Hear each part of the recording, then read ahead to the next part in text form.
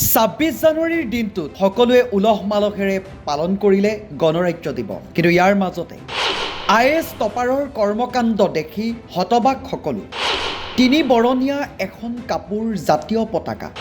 এইখন এখন কাপোৰ নহয়, বীৰ সন্তানৰ ত্যাগ, সন্মান, স্বাভিমান। কিন্তু এই দৃশ্যবোৰ দেখিলে দুখ লাগে, চিন্তিত কৰি তোলে। আমি প্ৰকৃততে কিমান শ্ৰদ্ধা কৰোঁ ত্যাগৰ প্ৰতীক, শান্তিৰ প্ৰতীক, প্ৰগতিৰ প্ৰতীক এই পতাকাখনক।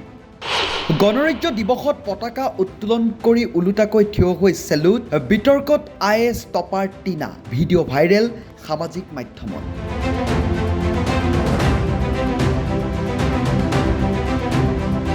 হয়, 2015 চনৰ অসামৰিক সেৱাৰ পৰীক্ষাত প্ৰথম স্থান লাভ কৰি সমগ্ৰ দেশতে আলোড়ন সৃষ্টি কৰিছিল তেওঁ।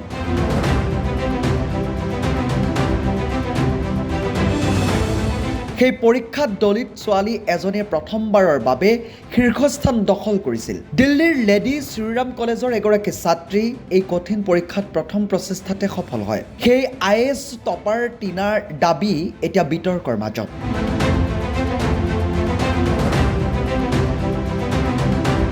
সোমবাৰে গণৰাজ্য দিৱসত পতাকা উত্তোলন কৰাৰ পিছত ওলোটাকৈ থিয় হৈ চেলুট দিলে টিনাই। এই ভিডিঅ'টো ছ'চিয়েল মিডিয়াত ভাইৰেল হৈ পৰিছে। ভাইৰেল ভিডিঅ'টোত টিনাই গণৰাজ্য দিৱস উপলক্ষে পতাকা উত্তোলন কৰা দেখা গৈছে। প্ৰক্ৰিয়া শেষ হোৱাৰ লগে লগে তেওঁ সম্পূৰ্ণ ওলোটা হৈ ভাৰতৰ জাতীয় পতাকাক চেলুট দিলে।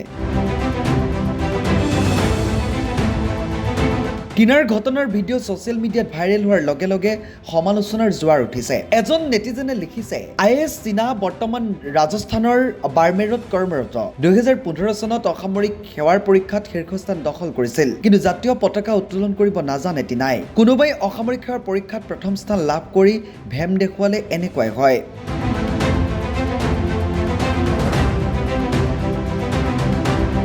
আন এজন নেটিজেনে লিখিছে, IAS বিষয়া টিনা ভিডিঅ' বনোৱাত ব্যস্ত। পতাকা উত্তোলন কৰি কাক চেলুট কৰিব লাগে তেওঁ নাজানে। এনে লোকৰ বাবে পৰীক্ষাত উত্তীৰ্ণ হোৱাটো এক কৃতিত্ব। সিহঁতে আৰু বাকী একো নাজানে। এইদৰে এতিয়া ভাইৰেল হৈ পৰিছে IAS টপাৰ টিনাৰ ভিডিঅ'।